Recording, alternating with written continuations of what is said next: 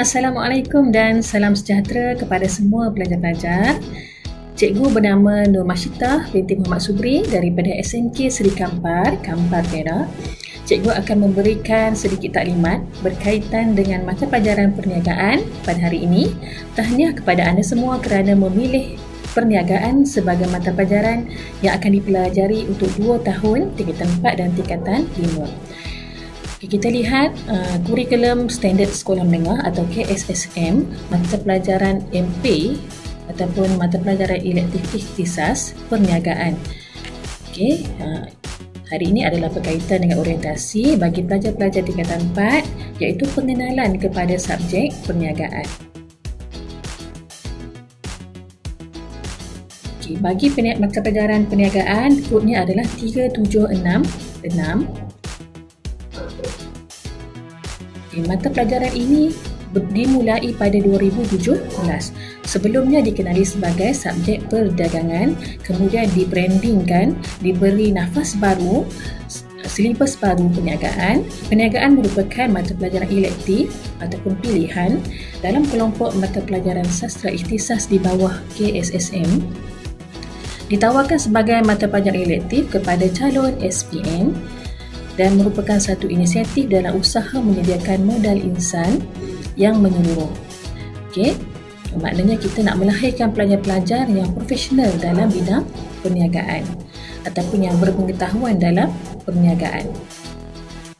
Seterusnya matlamat mata pelajaran elektif ikhtisas perniagaan bermatlamat untuk menyediakan murid dengan pengetahuan, kemahiran, nilai dan dalam perniagaan ke arah menjadi pengguna yang bijak sebagai pekerja dan pengusaha yang kompeten. Seterusnya menjadi warga negara yang bertanggungjawab. Kita teruskan. Dalam perniagaan terdapat silibus bagi tingkatan 4 dan tingkatan 5. Kita lihat perniagaan tingkatan 4. Standard kandungan adalah topik-topik yang terdapat dalam tingkatan 4. Terdapat 2 tajuk besar iaitu 1 tujuan perniagaan dan tajuk kedua adalah organisasi perniagaan. Bagi tajuk 1 terdapat bab 1 dan bab 2 iaitu tujuan perniagaan dan pemilikan perniagaan serta bab 2 trend semasa dalam perniagaan. Bagi tajuk 2 organisasi perniagaan terdapat bab 3 penetapan visi, misi dan objektif perniagaan dan seterusnya bab 4 iaitu bahagian-bahagian fungsian utama dalam organisasi perniagaan. Kita lihat perincian dalam bab 1 bagi silibus tingkatan 4 iaitu tujuan perniagaan dan pemilikan perniagaan. Inilah yang para pelajar akan belajar dalam perniagaan. Sebenarnya perniagaan ini tak lari daripada kehidupan sebenar kita. Pelajar sendiri hari-hari terlibat dengan aktiviti perniagaan. Anda semua datang ke sekolah. Pada waktu rehat anda akan ke kantin sekolah untuk membeli makanan. Jadi itu adalah salah satu jenis perniagaan. Anda dan pengusaha kantin.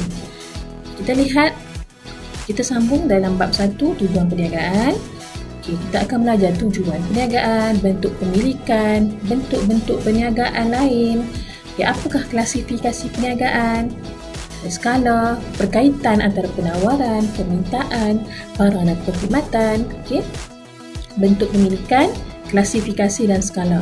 Seterusnya kita akan lihat perkembangan sektor perniagaan di Malaysia. Diteruskan untuk bab 2 masih dalam tajuk 1 tujuan perniagaan. Di sini kita akan tengok trend semasa dalam perniagaan berkenaan dengan peranan kerajaan dalam menangani isu-isu dalam negara, isu-isu tempatan dan serantau. Kemudian trend persekitaran perniagaan, analisis faktor-faktor yang membawa perubahan kepada persekitaran perniagaan dan juga kesan perubahan persekitaran terhadap organisasi perniagaan.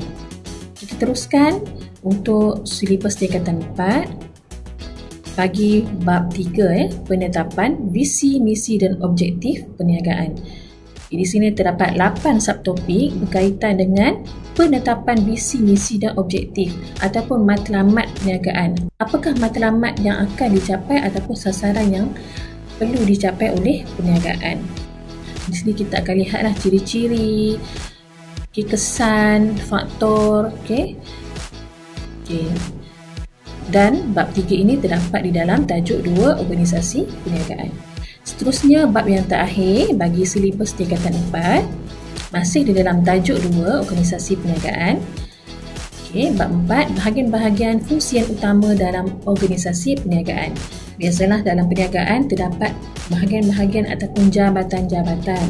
Kita akan belajar apa fungsi setiap jabatan tu.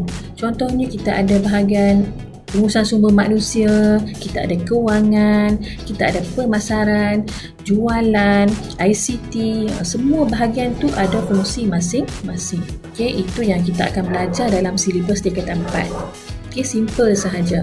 Jadi cikgu yakin pelajar boleh meneruskan sehingga ke tingkatan 5. Kita lihat sedikit berkenaan dengan silibus perniagaan tingkatan 5.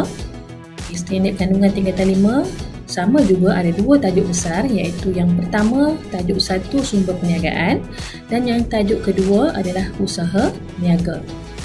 Bagi bab 1 kita ada pengurusan sumber manusia, bab 2 pengurusan sumber fizikal dan teknologi, sumber-sumber dalam perniagaan, bab 3 sumber pembiayaan perniagaan dan bab keempat penyata kewangan perniagaan. Bagi tajuk 2 silibus tingkatan 5 bab usaha niaga, di sini kita akan belajar 3 bab yang penting, iaitu persediaan menjadi usahawan, persediaan memulakan perniagaan dan merancang pengendalian perniagaan. Seterusnya cikgu terangkan berkaitan pentaksiran. Bagaimanakah pelajar dinilai ataupun ditaksir? Di bawah pentaksiran kita ada 2 pentaksiran yang besar, iaitu di bawah pentaksiran sekolah dan yang kedua pentaksiran pusat. Di bawah sekolah kamu akan diuji ataupun kamu akan dinilai dengan peperiksaan dalaman, iaitu peperiksaan pertengahan tahun, peperiksaan akhir tahun dan lagi ujian selaras, ujian penilaian kecemerlangan, ujian 1, ujian 2, bergantung kepada sekolah dan juga PBD, iaitu pentaksiran bilik darjah. Kamu akan dinilai oleh guru kamu menggunakan borang instrumen penilaian. Dan di bawah pentaksiran sekolah juga, pada waktu kamu tingkatan 5, kamu akan melaksanakan kertas 3, iaitu kertas projek kerja khusus yang mana membawa 20% markah di dalam SPM sebenar. Seterusnya kita lihat di bawah pentaksiran pusat, kita ada peperiksaan awam, iaitu SPM, membawa wajaran sebanyak 80% dan juga kertas 4 bagi calon persendirian. Kita lihat format pentaksiran perniagaan SPM kod 3766. Terdapat 3 kertas di sini, kertas 1, kertas 2 dan kertas 3. Untuk kertas 1, kita lihat kertas 1 dahulu. Jenis instrumennya adalah soalan objektif, beraneka pilihan dan bilangan soalan 40 soalan dan jumlah markahnya adalah 40. Waktu menjawab 1 jam 15 minit dan wajaran adalah 20%. Seterusnya kertas 2 berbentuk soalan subjektif, dan juga soalan esei. Jenis itemnya adalah respon terhad dan respon terbuka bergantung kepada jenis soalan dan bilangan soalannya adalah terdapat 3 bahagian A, B dan C. Bagi soalan bahagian C adalah berbentuk kajian kes. Perlu baca kajian kes dan menganalisis serta menjawab soalan berdasarkan soalan. Jumlah markahnya adalah 100 markah dan tempoh ujian 2 jam 15 minit membawa wajaran 60%. Seterusnya bagi kertas 3, jenis instrumennya adalah projek. Jenis itemnya adalah tugasan perniagaan berkaitan dengan perniagaan dan jumlah markah sebanyak 80. Kamu akan melaksanakan kertas 3 ini bagi April hingga Julai dan membawa wajaran 20% di dalam SPM sebenar kamu.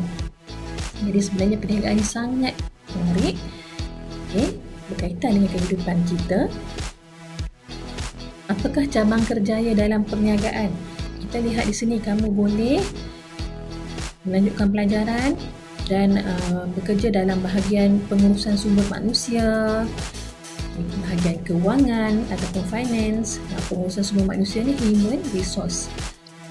dalam bahasa Inggeris lah, dalam istilah bahasa Inggeris. Perbankan ataupun banking, Islamic banking, pemasaran ataupun marketing, pentadbiran, administration, bidang hartanah, insurans dan muamalat. Ini adalah bidang-bidang kerjaya yang kamu boleh pilih dalam subjek perniagaan.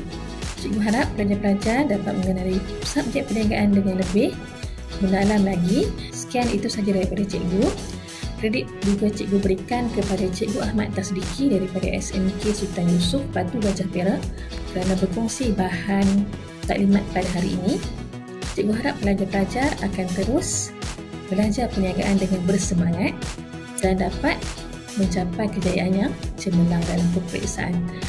Seterusnya jangan lupa teruskan follow channel Cikgu Washita, like, komen, share dan subscribe. Assalamualaikum. Salam.